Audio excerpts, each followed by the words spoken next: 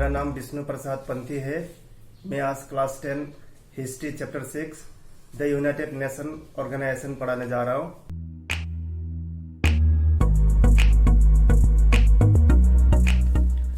अब आते हैं हम स्ट्रक्चर पे। इतना बड़ा ऑर्गेनाइजेशन का स्ट्रक्चर जो है हम पॉइंट वाइज इसको डिस्कशन करते हैं।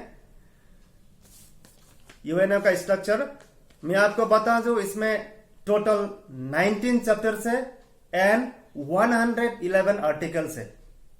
How many? 19 chapters and 111 articles. इसमें 6 मेजर ऑर्गन्स है। 6 मेजर ऑर्गन इसीलिए कहा गया कि 6 मेजर ऑर्गन्स के अलावा भी और छोटे छोटे बहुत सारे ऑर्गन्स है इसके, लेकिन हम यहाँ 6 मेजर ऑर्गन को लेके डिस्कशन करने वाले हैं। और मैं आपको बता दूं, प्रेजेंटली यूनाइटेड नेशन ऑर्गेनाइजेशन में 193 कंट्री शामिल है। टोटल 193। इसका जो 6 मेन ऑर्गन्स है, उसके पहले ऑर्गन्स है जनरल असेंबली, दूसरा सिक्योरिटी काउंसिल, तीसरा इकोनॉमिक एंड सोशल काउंसिल, चौथा ट्रस्टीशिप काउंसिल, पांचवा international court of justice and छठवा सेक्रेटरीट। हम पहले डिस्कस करते हैं जनरल असेंबली को।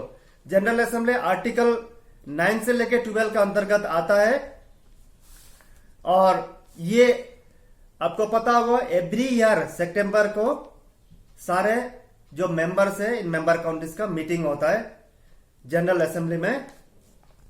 और इसमें और एक इंपॉर्टेंट पॉइंट है, आपको पता होगा विजय लक्ष्मी पंडित, आपने सुना होगा, पहला महिला प्रेसिडेंट जो यूनाइटेड नेशन ऑर्गेनाइजेशन के वो भारत से थी, विजय लक्ष्मी पंडित। और उनका कार्यकाल था 1953 से लेकर 1954 तक।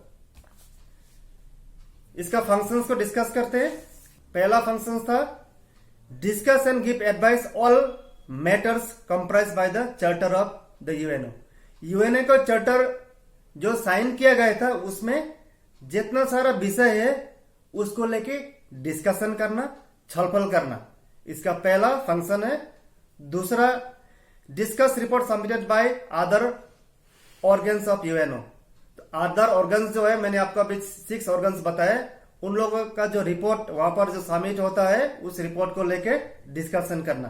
इसका तीसरा उद्देश्य है अगर कोई नया देश मेंबरशिप लेने का उद्देश्य से एप्लीकेशन फाइल करता है तो उस पर छलफल करना, विचार करना और उस नया देश को मेंबरशिप दिलाना। और इसका चौथा फंक्शन है to approve the budget of the UNO.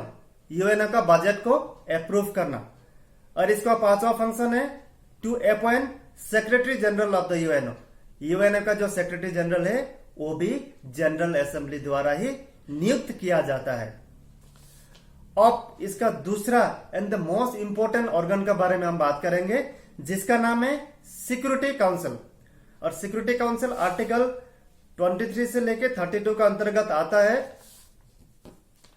और सिक्योरिटी काउंसिल में यूएनओ का जो सिक्योरिटी काउंसिल है इसमें 5 permanent members and 10 non permanent members है। और याद रखिएगा पार्मानेंट मेंबर्स का पास जो है वीटो पावर रहता है। कोई भी छलफल के बाद निष्कर्ष निकलता है 5 देश को रेक्टिफाई करना होता है।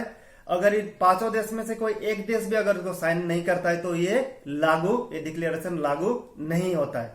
तो 5 जो मेन मेंबर्स है, परमानेंट मेंबर्स है, वो कौन है?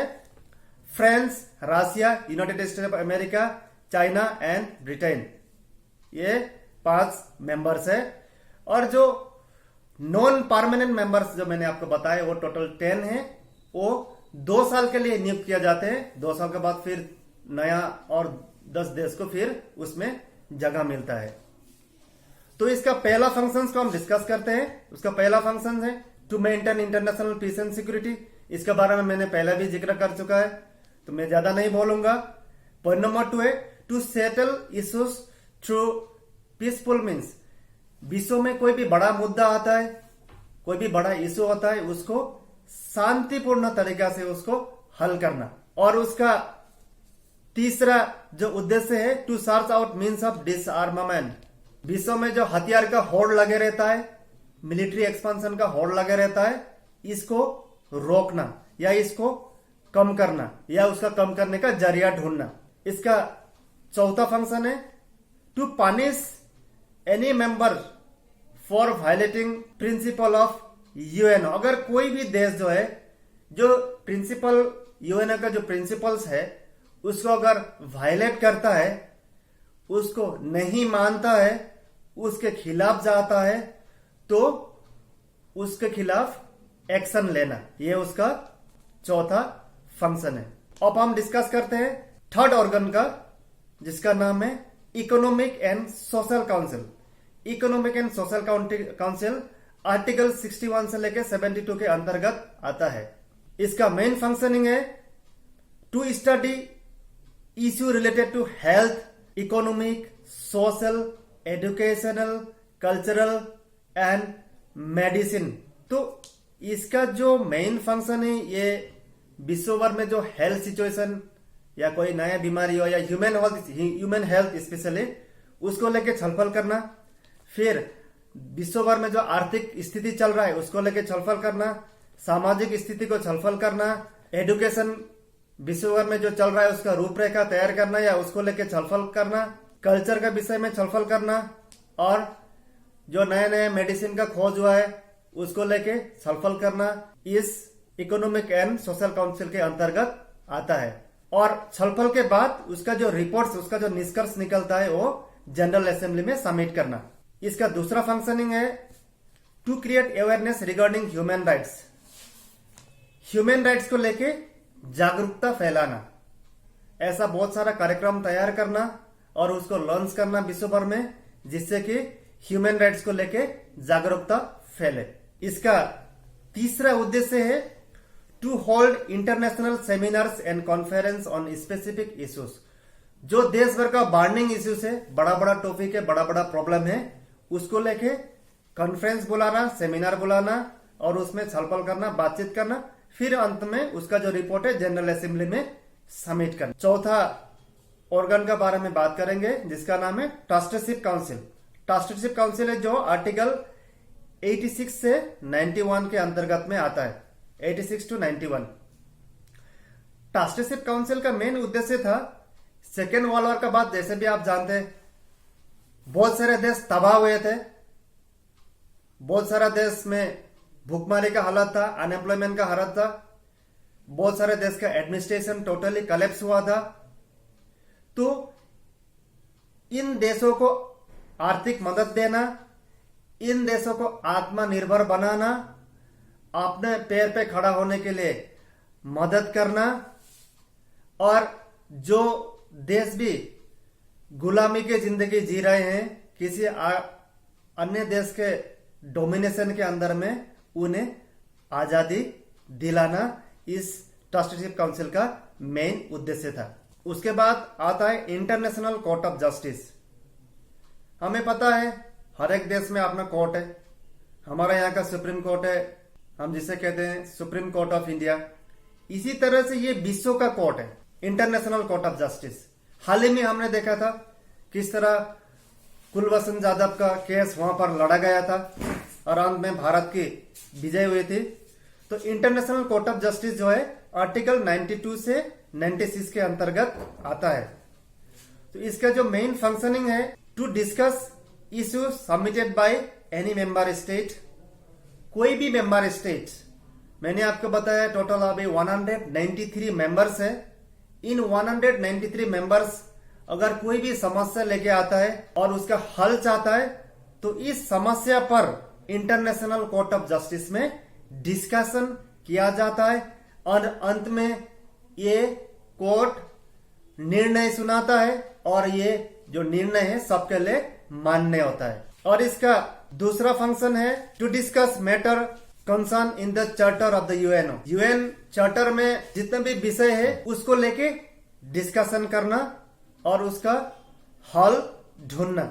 अगर कोई समस्या हो तो ये इसका दूसरा उद्देश्य है। अब अंत में आता है छठवां ऑर्गन्स, जिसका नाम है सेक्रेटेरिएट, और ये आर्टिकल 97 से लेके 101 के अंतर्गत आता है। तो इस आर्टिकल्स का मेन उद्देश्य है the secretary general has to submit annual report of the UNO to the assembly.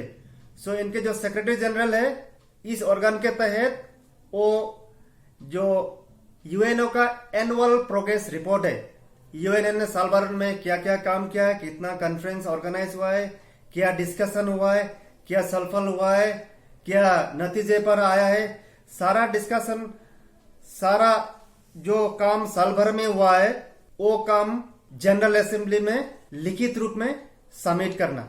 और इसका दूसरा उद्देश्य है टू सुमन वेरियस मीटिंग्स, बहुत सारा मीटिंग्स बुलाना डिफरेंट इश्यूज को लेके, और डिस्कशन के बाद जो डिसीजन लिया जाता है उसको इंप्लीमेंट करना। और सेक्रेटरीट का तीसरा उद्देश्य है to prepare budget of the UNO. UNO इतना बड़ा ऑर्गेनाइजेशन है, उसका जो बजट है उसको प्रिपेयर भी सेक्रेटरीट के द्वारा ही किया जाता है। अब हम डिस्कशन करेंगे फंड्स ऑफ यूएनओ। इतना बड़ा ऑर्गेनाइजेशन चलाने के लिए जो पैसे चाहिए होता है वो कहां से आता है? उसमें से 1/3 जो है इसका जो खर्चा आता है 1/3 वो कहां से आता है? मेंबर स्टेट से। 4/5 यानी 4/5 आता है 20 मेंबर स्टेट से। ये 20 मेंबर स्टेट जो है आर्थिक रूप से सक्षम है, उन देशों द्वारा कंट्रीब्यूट किया जाता है। और यहां पर नोट करने वाली बात यह है कि यूएसए ही अकेले अपने दम पर 25% जो टोटल फंड है उसका यूएसए कंट्रीब्यूट करता है। और जो अंडर डेवलप या डेवलपिंग कंट्रीज है 80 डेवलपिंग कंट्रीज का मेंशन यहां किया गया है जो 0.01% कंट्रीब्यूट करते हैं। तो यहां पर हमने देखा जो पूरा खर्चा यूनाइटेड नेशन ऑर्गेनाइजेशन का वो 1/3 जो है, 1/3 जिसको हम कहते हैं वो मेंबर स्टेट से आता है। उसमें से 4/5 यानी 4/5 जो उसका खर्चा है वो 20 मेंबर कंट्रीज बेयर करते हैं जो आर्थिक रूप से सक्षम है। और उसमें से अकेले ही 25% जो है United State of America bear करता है।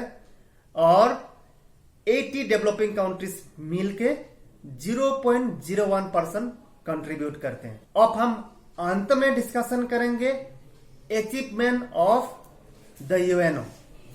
इतना बड़ा ऑर्गेनाइजेशन बना, इसने आज तक क्या क्या हासिल किया, क्या क्या अचीव किया, उसको लेके हम डिस्कशन करते हैं। इसका पहला अचीवमेंट है, जैसे कि मैंने आपको बताया, सेकेंड वर्ल्ड वॉर के बाद में बहुत सारा एग्रीकल्चरल फील्ड जो है वो तबाह हो गया था, तहस नहस हो गया था। देश भर में भूखमरी का हालत था, बहुत सारे लोग बेरोजगार हो रहे थे, अन्न विहीन हो रहे थे। इसका पहला अचीवमेंट ये है कि उस भूखमरी के हालत से विश्व को निजात दिलाना। अगर हम आज के डेट में देखते हैं तो उस समय का जो स्थिति था उस स्थिति से आज तक हम काफी उबर चुके हैं और भूखमरी का जो हालत है विश्व में कम से कम रह गया है। और फूड प्रोडक्शन को बढ़ावा देना ये भी उसका अचीवमेंट है। दूसरा अचीवमेंट है बहुत सारा बीमारी का खोज निकालना, वैक्सीन इन्वेंशन करना या बहुत सारा बीमारी को इरेडिकेट करना। जैसे कि आपने सुना होगा स्मॉल पॉक्स का बारे में, ये यूनाइटेड नेशन ऑर्गेनाइजेशन का एफर्ट के कारण ही इसको समाप्त किया गया था। आज के डेट में स्मॉल पॉक्स ना के बराबर ही है। आज से 70 साल 80 साल पहले अगर किसी को ट्यूबरक्लोसिस होता था तो ये माना जाता था कि उसका बचना लगभग नामुमकिन है, लेकिन आज के डेट में ये टोटली क्यूरेबल है। ट्यूबरक्लोसिस को लेके यूनाइटेड नेशन ऑर्गेनाइजेशन ने बहुत सारा स्टेप लिया था इसको खत्म करने के लिए, जिसके कारण आज हमें पता है कि ये बीमारी ला इलाज नहीं है, इसका इलाज किया जा सकता है और हम टोटली इलाज के बाद ठीक हो सकते हैं। इसका कंट्रीब्यूशन भी यूनाइटेड नेशन ऑर्गेनाइजेशन को ही जाता है। लिप्रोसी को कम करना, विश्व भर में कैंसर को केसेस को कम करना, इसके दवाई को खोज करना, मलेरिया को केसेस कम करना, एड्स को लेके भी रिसर्च चल रहा है। इस ऑर्गेनाइजेशन ने फंडिंग किया हुआ है, इस बीमारी का भी कोई ना कोई तोड़ निकाला जाए। और फिलहाल हम, जैसे कि आपको पता है, कोरोना वायरस को लेके बहुत गंभीर विषय से हम जूझ रहे हैं। सारा विश्व इससे पीड़ित है, सारा और हाहाकार मचा हुआ है, लॉकडाउन है, अर्थव्यवस्था चौपट हो रहा है, चारों तरफ अनएम्प्लॉयमेंट का स्थिति हो रहा है। तो इसको कम्बैट करने के लिए भी यूनाइटेड नेशन ऑर्गेनाइजेशन काम कर रहा है। यूएनओ का जो 6 मेंस ऑर्गन है, उसके अलावा भी मैंने बताया था आपको कि छोटे छोटे बहुत सारे ऑर्गन्स भी है, जैसे food and agriculture organisation, world health organisation, जो फिलहाल मैंने आपको विश्व भर कोरोना से कैसे जूझ रहा है उसको लेके जो मैंने अभी डिस्कशन किया, उसका तोड़ निकलने के लिए भी वर्ल्ड हेल्थ ऑर्गेनाइजेशन दिन रात एक किया हुआ है और इसके विषय में खोज चल रहा है। बहुत सारा वैक्सीन को लेके आपको रिसर्च चल रहा है और हम उम्मीद करते हैं कि कुछ दिनों में हमें इस बीमारी का वैक्सीन भी मिल ही जाएगा। और इसका जो तीसरा अचीवमेंट है वो एक्सपेंशन ऑफ एजुकेशन। अगर आप सेकेंड वर्ल्ड वॉर के समय देखेंगे तो विश्व में कितना यूनिवर्सिटीज होगा उस समय, कितना कॉलेजेस होगा, कितना स्कूल्स होगा, या उस समय का लिटरेसी रेट क्या होगा, जाहिर है बहुत ही कम रहा होगा। लेकिन आज का डेट में यूनाइटेड नेशन ऑर्गेनाइजेशन के कोशिश के बदौलत हमारे पास बहुत सारे बड़े बड़े संस्थान हैं जहां से शिक्षित होके लाखों लोग निकल रहे हैं और बहुत सारे क्षेत्र में कार्यरत है। तो इलिटरेसी को समाप्त करने के लिए भी यूनाइटेड नेशन ऑर्गेनाइजेशन ने बहुत सारा मुहिम चलाया हुआ है। और इस ऑर्गेनाइजेशन का चौथा अचीवमेंट है जो विश्व का आर्थिक स्थिति है उसमें सुधार लाना, कल्चर को प्रोटेक्ट करना, वुमेन एंड चाइल्ड वेलफेयर के लिए काम करना। Women and child welfare protection के लिए भी इस संस्था द्वारा बहुत सारा काम फिलहाल में चल रहा है। और इसका 5वां जो अचीवमेंट है वो creating friendly achievement and brotherhood among the people by reducing tension of war. तो विश्व भर में जो देश है उनके साथ आपसी तालमेल इस्टेब्लिश करना, कायम करना, ये यूनाइटेड नेशन ऑर्गेनाइजेशन का एक बहुत बड़ा अचीवमेंट माना गया है। क्योंकि जैसे कि आप जानते हैं यूनाइटेड नेशन ऑर्गेनाइजेशन की बदौलत ही सेकेंड वर्ल्ड वॉर का बाद में कोई थर्ड वर्ल्ड वॉर नहीं हुआ है।